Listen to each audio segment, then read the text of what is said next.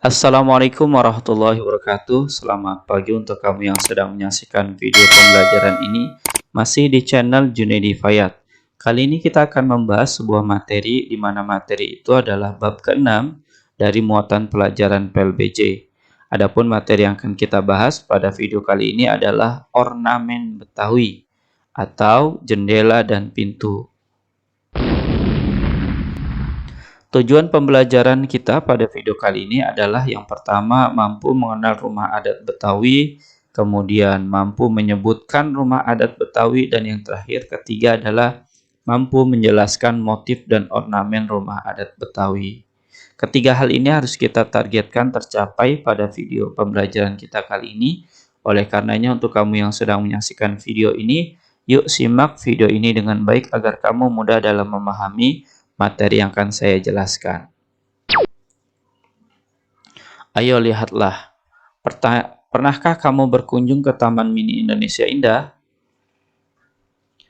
Bagaimanakah bentuk rumah adat dari setiap anjungan provinsi di Indonesia? Coba kamu amati gambar di samping. Di anjungan mana kamu melihat bentuk rumah adat ini? Nah, ini maksudnya gambarnya ya.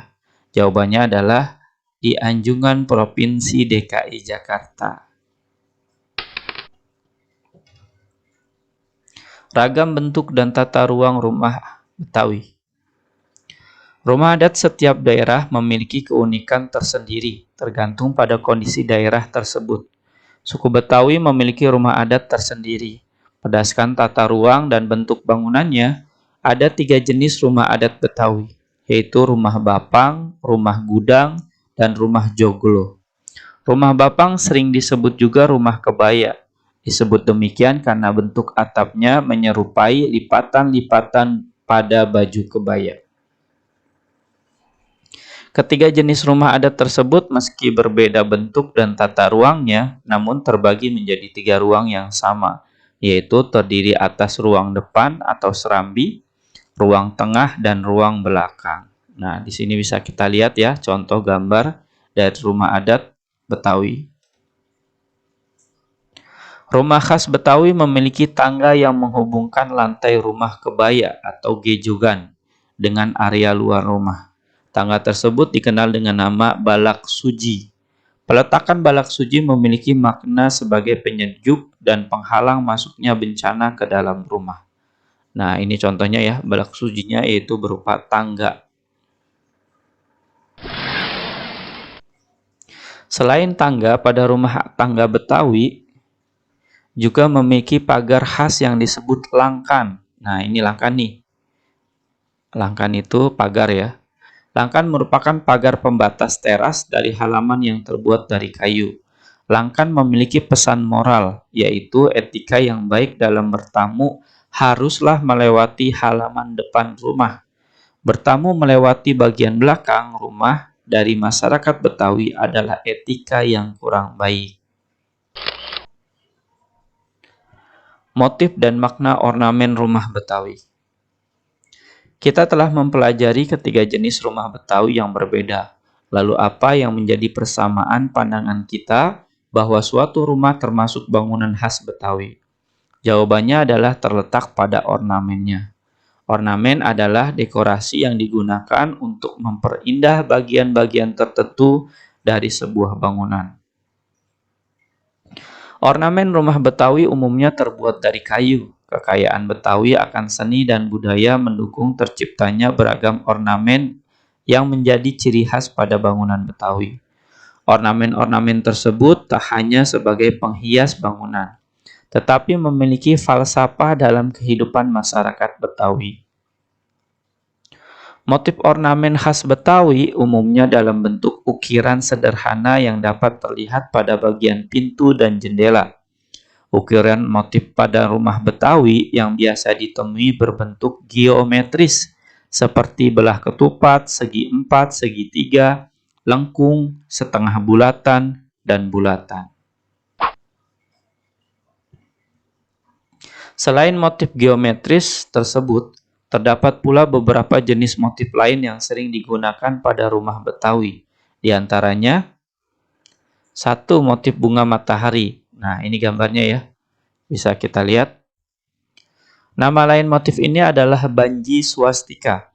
Motif ini biasanya dipasang pada bagian atas pintu ruang tamu. Pola ini dikembangkan dari ornamen dasar swastika sebagai pengaruh budaya Hindu yang bermakna dinamis. Ukiran motif ini melambangkan pandangan hidup yang terang. Diharapkan penghuni rumah selalu memiliki pemikiran yang lurus dan positif. Kemudian yang kedua, motif bunga melati. Bunga melati dipilih masyarakat Betawi sebagai simbol karena memiliki aroma yang harum dan warnanya yang bersih. Motif ini selain memperindah, juga sebagai lambang harapan agar penghuni rumah senantiasa memiliki hati sebersih dan seharum bunga melati. Selain itu, motif ini juga menggambarkan keceriaan dan keramahan masyarakat Betawi kepada siapa saja. Motif ini biasanya terdapat pada tiang rumah atau sisi penutup depan atap. 3. Motif tapak dara. Masyarakat Betawi dikenal gemar bercocok tanam. Bagian halaman rumah mereka selalu tampak asri oleh berbagai macam tanaman mulai dari tanaman hias hingga tanaman obat. Dahulu, masyarakat Betawi banyak menggunakan tanaman tapak dara untuk mengobati berbagai macam penyakit seperti batu ginjal, bisul, hingga diabetes atau gula darah. Penggunaan motif ini melambangkan kesehatan yang bermakna agar penghuni rumah selalu diberi kesehatan. Keempat, motif gigi balang. Nah, ini bisa kita lihat ya gambarnya seperti ini. Kemudian, motif gigi balang ini adalah ornamen khas Betawi. Biasanya terdapat pada lips lang atau bagian depan rumah Betawi.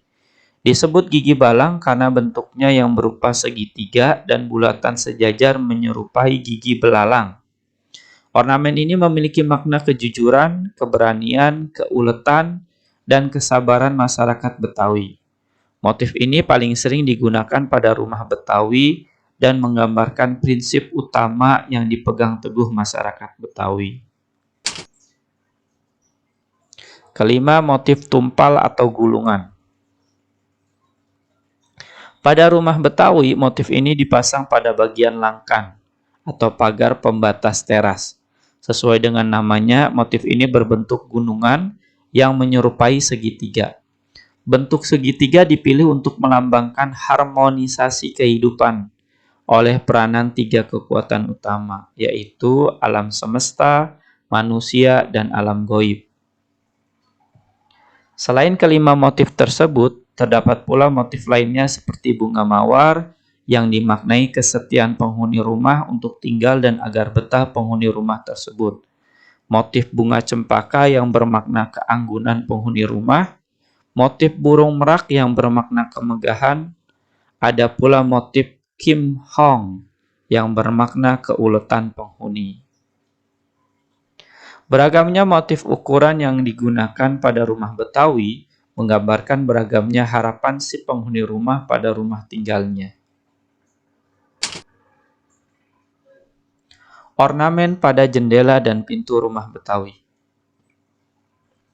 Masyarakat Betawi digambarkan sebagai pribadi yang sederhana dalam kesehariannya. Hal ini tercermin dari bentuk ornamen pada pintu dan jendela rumah Betawi yang sederhana. Daun pintu ataupun jendela bagian depan rumah Betawi terbuat dari kayu. Rangka kayu pada daun pintu dan jendela terdiri dari potongan kayu yang disusun mendatar yang dikenal dengan sebutan jalusi. Jalusi adalah lubang udara yang difungsikan sebagai ventilasi agar udara di dalam rumah berganti dengan udara dari luar sehingga tetap sehat dan segar. Jalusi umumnya dipasang pada bagian atas rumah, pada bagian atas pintu dan jendela. Namun beberapa rumah Betawi memasangnya di seluruh bagian pintu dan jendela. Nah, ini kita bisa lihat ya gambarnya. Pada bagian teras depan rumah Betawi terdapat jendela tanpa daun jendela yang terbuat dari kayu yang langsung ditanam seperti jeruji. Bentuknya persegi dengan lengkungan berbentuk setengah lingkaran. pada bagian atas jendela. Masyarakat Betawi menyebut jendela ini dengan sebutan jendela bujang. Di beberapa rumah, bagian atas jendela diberi hiasan kaligrafi, dan itu merupakan pengaruh dari budaya Arab. Jendela bujang umumnya dicat menggunakan warna kuning dan hijau. Warna kuning melambangkan kehangatan, kecerdikan, dan bakat masyarakat Betawi dalam bisnis. Sementara itu, warna hijau bermakna harmoni masyarakat Betawi yang bisa berkolaborasi dalam perbedaan yang beragam. Ornamen jendela bujang ini dipengaruhi budaya Tionghoa. Pada masa lalu, nenek moyang masyarakat Betawi memiliki kedekatan dengan masyarakat Arab dan Tionghoa yang merantau kala itu, sehingga motif ornamen pada pintu dan jendela rumah adat Betawi banyak dipengaruhi oleh budaya Arab dan Tionghoa. Setelah kamu menyaksikan video ini dari awal hingga akhir, kemudian menemukan soal latihan-latihan ini, jawablah soal latihan berikut dengan jawaban yang benar dan tepat, di mana soal ini diambil dari video pembelajaran kita kali ini. Jawablah sesuai dengan kemampuan dan hasil karya kamu sendiri, tanpa meminta bantuan dan menerima bantuan dari orang lain. Saya doakan kamu bisa dalam mengerjakannya. Jika kamu kesulitan dalam menjawabnya, silakan kamu ulangi kembali video ini dari awal hingga akhir. Mudah-mudahan dengan cara tersebut kamu mendapatkan jawaban yang sedang kamu cari. Selamat mencoba, selamat mengerjakan. Semoga jawaban kamu benar semua. Demikianlah pembahasan kita pada video kali ini. Mudah-mudahan dengan kamu menyaksikan video ini, kamu dapat menambah wawasan dan ilmu pengetahuan kamu. Sekian dari saya, terima kasih telah menyaksikan video ini. Wassalamualaikum warahmatullahi wabarakatuh.